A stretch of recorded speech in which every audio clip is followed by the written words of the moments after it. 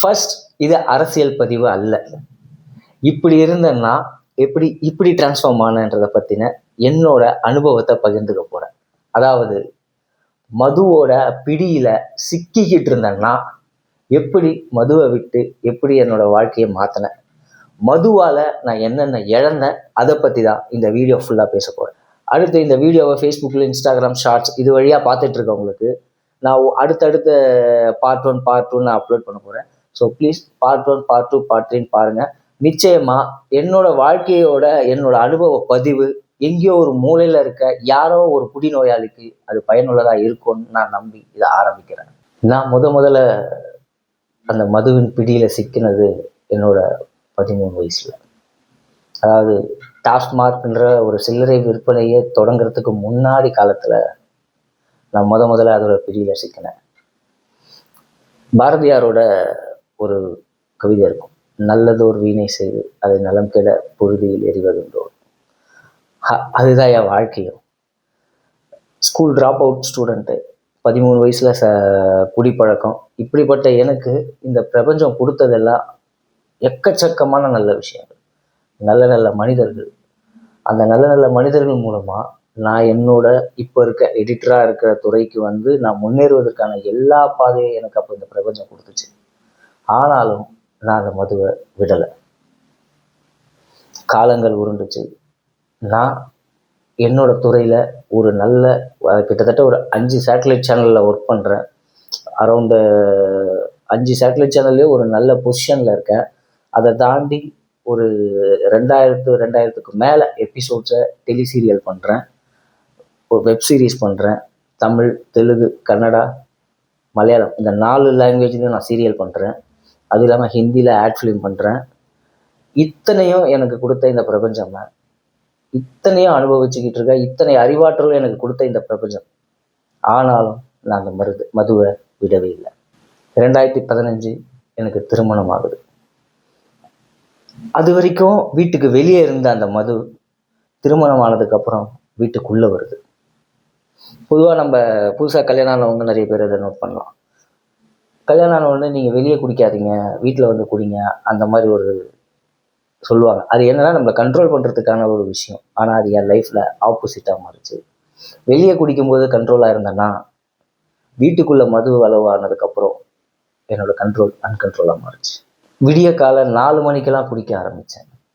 ஒரு கட்டத்தில் என்னால் குடி இல்லாமல் வேலையே செய்ய முடியாதுன்ற ஒரு ஆபத்தான சூழலுக்கு நான் போயும் அது ஆபத்தாக இருக்குன்றதே அறியாமையில் தான் நான் வாழ்ந்துக்கிட்டு இருந்தேன். ஒரு ரொம்ப சீன்ஸ் பண்ண போகிறோம், எடிட் பண்ண போகிறோம்னா லைட்டாக ஒரு கட்டிங் போட்டு வந்தால் சரியாக போயிடும் அப்படின்ற ஒரு மென்டலி நான் ஃபிக்ஸ் ஆகிட்டு ஒவ்வொரு முறையும் அதை நான் பயன்படுத்தி அது இல்லாமல் என்னால் வாழவே முடியாதுன்ற ஒரு சூழலுக்கு நான் போயிட்டேன். இறைவன் அருளால் எனக்கு கிடைச்ச மனைவி அதான் சொல்றேன், இந்த பிரபஞ்சம் எனக்கு எல்லாமே நல்லது தான் பண்ணாங்க, நல்லது தான் கொடுத்துச்சு. நல்ல தாய், சுற்றி இருக்கிற நல்ல நண்பர்கள், எல்லாமே எனக்கு நல்லதாக கொடுத்துச்சு. அது எல்லாத்தையுமே இந்த மதுவால் நான் தொலைச்சேன். எஸ், என் ஒய்ஃப் உள்பட. ஒரு காலகட்டத்தில் என்னோட மது வெறி அதிகமாகிடுச்சு. அந்த மது வெறியில் நான் வேலையை இழக்கிறேன். அப்போது வேலை இல்லாத ஒரு சூழல் வருது.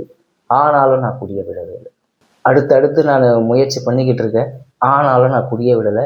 ஏன் எனக்கு அடுத்த இடத்துல போய் செட் ஆகலை, ஏன் எனக்கு வேலை சரியாக அமையலைன்றதுக்கான காரணம் குடிதான்றது அந்த நேரம் வரைக்குமே எனக்கு புலப்படவே இல்லை. வீட்டில் இருக்கிற ஒவ்வொரு பொருளாக விற்கிறேன்.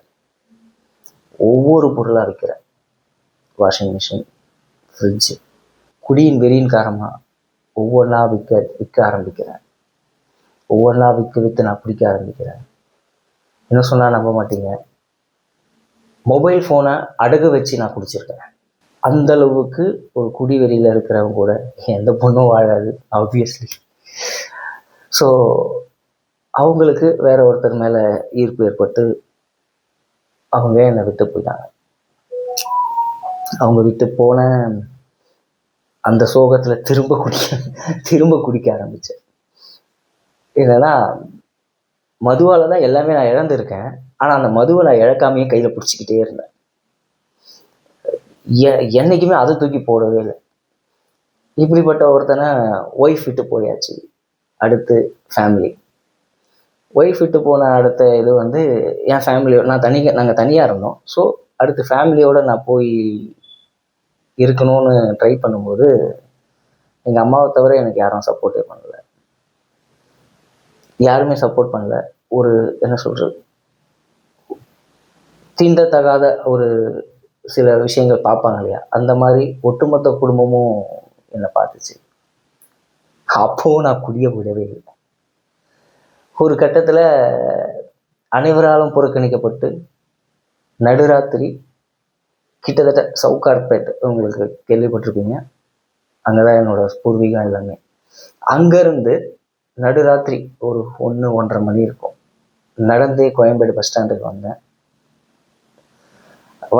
அங்கே அந்த கோயம்பேடு பஸ் ஸ்டாண்டில் ஒரே ஒரு பேகு, ஃபோன் கிடையாது கையில், ஒரு பேகு, அந்த பேக்குள்ள ஒரு ஆதார் கார்டு, ஒரு பேன் கார்டு, அவ்வளோதான்.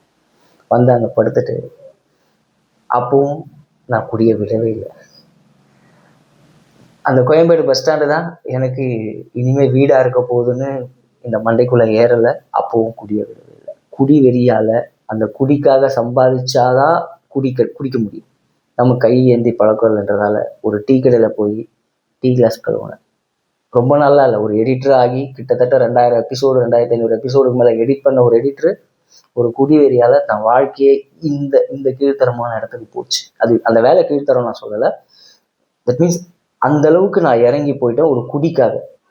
அங்கேருந்து ஒரு 4 டீ கிளாஸ் கழுவிட்டு பாத்திரத்தை கழுவி அன்னைக்கு அவங்க கொடுக்குற அந்த 500 ரூபாய் பணத்தை எடுத்து அதில் குடிக்க போனேன். அதுவும் குடிக்காக மட்டுமே பயன்படுத்தினேன். 2 நாள் ஆச்சு, 3 நாள் ஆச்சு, கோயம்பேடு பஸ் ஸ்டாப் என் வீடாக மாறிடுச்சு. ஒரு கட்டத்து மேலே என்னோட நண்பர்கள்லாம் என்னை அந்த கோயம்பேடு பஸ் ஸ்டாண்டு உங்களுக்கு தெரியும், பிஸி பப்ளிக் பிளேஸ். இப்போ வந்து கிளம்பாக்கம் ஓப்பன் பண்ணிட்டாங்க. ஸோ கிளம்பாக்கத்துக்குலாம் முன்னாடி எவ்வளோ பிஸியாக இருந்த ஒரு பஸ் ஸ்டாண்டு. ஸோ அப்போது நண்பர்களில் ஒரு நண்பர் பார்க்கும்போது அவர் வந்து என்னோட ஸ்கூல் படிக்கும்போது, நான் ஸ்கூல் ட்ராப் அவுட் தான், பட் நான் படிக்கும்போது என்னோட ஒரு புவர் ஸ்டூடெண்ட். பட் அவர் ஒரு நல்ல பொசிஷனில் இருக்கிறாரு. பார்க்குறாரு, என்ன பார்த்துட்டு அவரோட அந்த ஏளனமான பார்வையும் ஏளனமான பேச்சும் ரொம்பவே நான் எவ்வளோ பலவீனமாக இருக்கேன்றது ரொம்ப ரொம்ப எவ்வளோ இதுவாகிட்டேன். எனக்கு அதுக்கு சரியான வார்த்தைகள் புலப்படலை, உங்களுக்கு புரியும். ஸோ அந்த இடத்துக்கு எனக்குள்ளே இதுவானோடனே அந்த அந்த அந்த கடையிலேருந்தே நான் ஒரு அப்பப்போ 200 வாங்காமல் மிச்சம் வச்சிருந்த காசெல்லாம் சேர்த்து வச்சுக்கிட்டு கொடைக்கானல் போயிட்டு நல்லா இன்னைக்கு ஃபுல்லாக டைட்டாக குடிக்கிறோம், நாளைக்கு இந்த உலகத்தில் நம்ம இருக்கக்கூடாதுன்னு ஒரு முடிவு எடுக்கிறேன். நான் ரொம்ப பெரிய கோழை, அது நடத்தவே இல்லை. குடிச்சிட்டு அங்கேயே மட்டையாயிட்டு மறுநாள் காசு இல்லாமல் கையில் வச்சுருந்த ஃபோனை திரும்ப விற்றுட்டு, ஒரு பேசிக் ஃபோன் வச்சுருந்தேன், அதை விற்றுட்டு திரும்ப சென்னைக்கு வந்தேன். திரும்ப அதே கோயம்பேடு பஸ் ஸ்டாண்டு, அதே 2 மாற்றிக்க துணி.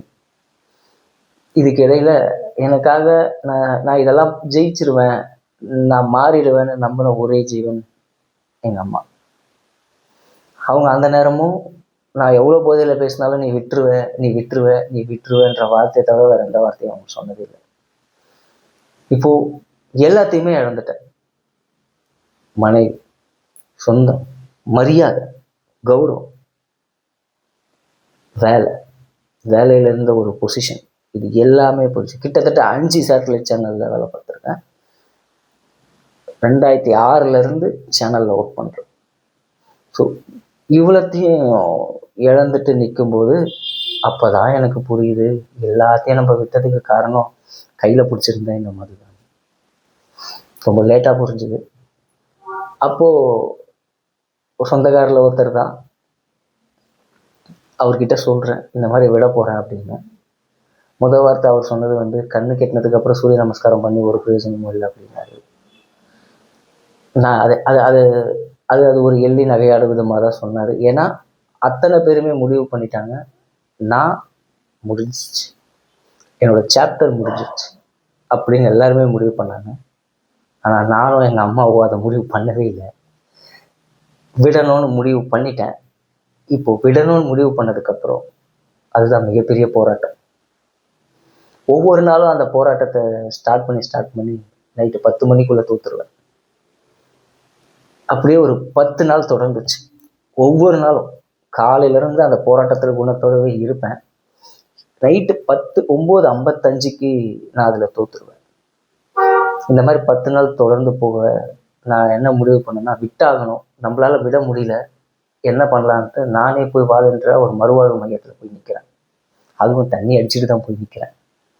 நின்றுட்டு அவர்கிட்ட சொல்கிறேன், இந்த மாதிரி மறுவாழ்வு மையத்தில் சேர்க்கணும் அப்படின்னோடனே, யாருப்பா ஏதாவது ரொம்ப போதையில் இருக்காங்களா அப்படின்னு அவர் என்ன கேட்டுட்ருக்காரு. இல்லை சார், என்ன தான் சேர்க்கணும் அப்படின்னோடனே அவர் ஷாக் ஆகிட்டாரு. இல்லைப்பா, இங்கே பல பேரை வந்து தண்ணி நல்ல மயக்கமான நிலைமையில தான் தூக்கிட்டு வருவாங்க, கூட்டிகிட்டு வருவாங்க, அவங்களுக்கு தெரியாமல் கூட்டிகிட்டு வருவாங்க. நீயே உன்னை சேர்க்கணும்னு முடிவு பண்ணிட்டேன்னா நீ வந்து அதுலேருந்து வெளியே வந்துடுவ, உன்னால் முடியும், நீ ஜெயிச்சிடுவ, கண்டிப்பாக ஜெயிப்ப, நீ அட்மிட் ஆக வேண்டிய பேஷண்ட் கிடையாது, உன்னால் முடியும் அப்படின்னு சொன்னார். நான் அப்போ அவர்கிட்ட சொன்னேன், இல்லை சார், தினம் போராடுறேன், நைட்டு 9:55க்கு மேலே என்னால் அந்த போராட்டத்தை கண்டினியூ பண்ண முடியல, நான் பிடிச்சிடுறேன் அப்படின்றதுக்கு, 9:55க்கு மேலே உன்னோட கவனத்தை வேற எதையாவது செதற ட்ரை பண்ணு அப்படின்னு சொல்லி அவர் என்னை அட்மிட்டே பண்ணிக்க ரெடியாகவே இல்லை. உன்னால் எனக்கு தெரிஞ்சு எங்கள் அம்மாவுக்கு அப்புறம் நீ ஜெயிப்பேன்னு சொன்ன ஒரு வெளியால் வந்து அவர் தான். அவர் சொன்ன அந்த வார்த்தை எனக்கு அவ்வளோ பூஸ்டாக இருந்துச்சு. அந்த வார்த்தையை எடுத்துக்கிட்டு நான் போனேன். ஒரு நாள் ஜெயித்தேன், 2வது நாள் ஜெயித்தேன், 3வது நாள் ஜெயித்தேன், அப்படியே தொடர்ந்து ஒரு 10 நாள் ஜெயித்தேன். ஜெயிச்சதுக்கு அப்புறம் தான் எங்கள் அம்மா கிட்ட சொன்னேன், இனிமேல் நான் பிடிக்க மாட்டேன் அப்படின்னு. ஸோ இது ஏன் இவ்வளோ தூரம் நீ புலம்பிட்டு வீடியோ போட்டுட்ருக்கடா அப்படின்னா, இன்னைக்கு குடிநோயாளியாக இருக்க சில பேர் நான் என்னென்னலாம் இழந்தனோ, அதாவது எக்ஸாம்பிள் சொல்லணும்னா, நெருப்பு சுடும்னு சொல்லுவோம், அதை தொட்டு பார்த்தா சில பேர் சொல்லுவாங்க நெருப்பு சுடும்னு சொல்ல முடியும், தொட்டு பார்த்தா சுடதான் போகுது அப்படின்னு சொல்லுவாங்க. நெருப்பு சுட மட்டும் செய்யாது, அதை தொட்டதுக்கப்புறம் எல்லாரும் தொடுற மாதிரி நம்மளும் தொட மாட்டோம். அப்படி நம்ம டீப்பாக தொட்டுட்டோம்னா நம்ம கை கொப்பளமாகும், கொப்பளமான கை சீழ் பிடிக்கும், சீழ் பிடிச்ச விரல் ஒரு நாள் அந்த விரலை எடுக்கிற சூழல் கூட வரலாம். எல்லாருமே நெருப்பில் கை வைக்கிறது ஒரே மாதிரி கை வைக்க மாட்டாங்க. அந்த மாதிரி குடியை எல்லாருமே ஒரே மாதிரி குடிக்க மாட்டாங்க. ஸோ என்ன மாதிரி நோயாளியாக இருந்தவங்க, அது உண்மையிலேயே ஒரு நோயாளி தான் நான் இருந்த ஸ்டேஜ். அங்கேருந்து என்னோட மனநிலை சமநிலையில் இருக்கான்ற தெரிஞ்சுக்கிறதுக்காக ஒரு ஒயின் ஷாப் பக்கத்துலேயே ரூம் எடுத்து 6 மாதம் இருந்தேன். அங்கே வர அத்தனை பேர் எனக்கு தெரிஞ்சவங்க தான் வருவாங்க, தெரிஞ்சவங்க தான் போவாங்க. அங்கே நின்று அவங்கள வேடிக்கை மட்டுமே தான் பார்த்தேன். என் மனநிலை, என்னோட சமநிலை தவறவே இல்லை. அதுக்கப்புறம்தான் நான் இந்த சொசைட்டிக்குள்ளே வர ஆரம்பித்தேன். இப்போ வரைக்கும் இப்போ வரைக்கும் இப்போ இல்லை, இந்த ஜென்மம் ஃபுல்லாகவே எனக்கு குடி கிடையாது. ஸோ இதை மாதிரி பாதிக்கப்பட்டவங்களுக்கு நான் சொல்கிறது என்னென்னா, ஒரு இழந்தவன் தான் பேச முடியும். அந்த சாக்கடையில் விழுந்தவன் தான் அந்த சாக்கடைக்குள்ளே விழப்போகிறவனை பிடிக்க முடியும். விழுந்து எந்திரிச்சு வந்தவனால தான், இல்லைப்பா அங்கே 4 வாட்டிலோடு இருக்கும், 2-3 முள் இருக்கும், இதெல்லாம் இருக்கும், நான் விழுந்து வாரிட்டு வந்திருக்கேன், காயத்தை பாருன்னு காட்ட முடியும். ஸோ இந்த போதை ஒழிப்பு தினத்தில் நான் என்னென்னலாம் இழந்திருக்கேன்றதை இப்போ நான் உங்கள்கிட்ட ஷேர் பண்ணேன். இந்த மோஸ்ட் திங் வந்து நான் இழந்தது வந்து என்னோட ஒய்ஃபு தான். ஏன்னா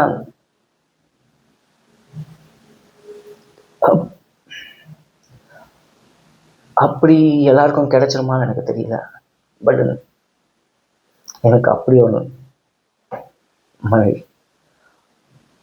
ஆனால் அதையே தொலைச்சது நான் தான். அவங்க மேலே எந்த தப்பும் இல்லை, அதை தொலைச்சவன் நான். ஸோ இப்போ எந்திரிச்சு வந்துட்டேன். இது அவங்களுக்கு வீராப்பு காட்டுறதுக்காக நான் எந்திரிச்சு வரல. நான் வந்து அடுத்து இருக்கிற பின்னாடி இருக்க மொத்த லைஃப்பை நான் வாழணும் இல்லையா, அதுக்காக நான் எந்திரிச்சு வந்திருக்கேன். ஸோ என்ன மாதிரி இன்னைக்கு குடிநோயாளியாக யார் இருந்தாலும், பார்க்குற நீங்களாக இருந்தாலும், இல்லை உங்கள் நண்பர்கள் யாராவது இருந்தாங்கன்னா, நான் இழந்தா மாதிரி யாரும் இழக்கக்கூடாது. அதே நேரம் உங்களோட வாழ்க்கை இது எல்லாமே ஒரு முறை தான். ஸோ இந்த ஒரு முறை கிடைச்ச லைஃப்பை வேஸ்ட் பண்ணாமல் நம்ம ரொம்ப சந்தோஷமாக வாழணும். அதுக்கு எல்லாருமே வந்து முடிஞ்ச அளவுக்கு இதை ஷேர் பண்ணுங்கள். எத்தனை பேர்கிட்ட இதை போய் ரீச் ஆகுதோ தெரியாது, பட் அதில் யாராவது ஒருத்தர் திருந்தினா கூட எனக்கு சந்தோஷம் தான். இவன் திருந்திட்டான் அதனால் ஊரே திருந்த சொல்கிறான்ற எண்ணத்தில் நான் பேசலை. நான் இழந்துட்டேன். இந்த உலகத்தில் வேற யாரும் அதை இழக்கக்கூடாதுன்ற எண்ணத்தில் பேசுவேன். It's truly for public social awareness. So thank you மக்களே.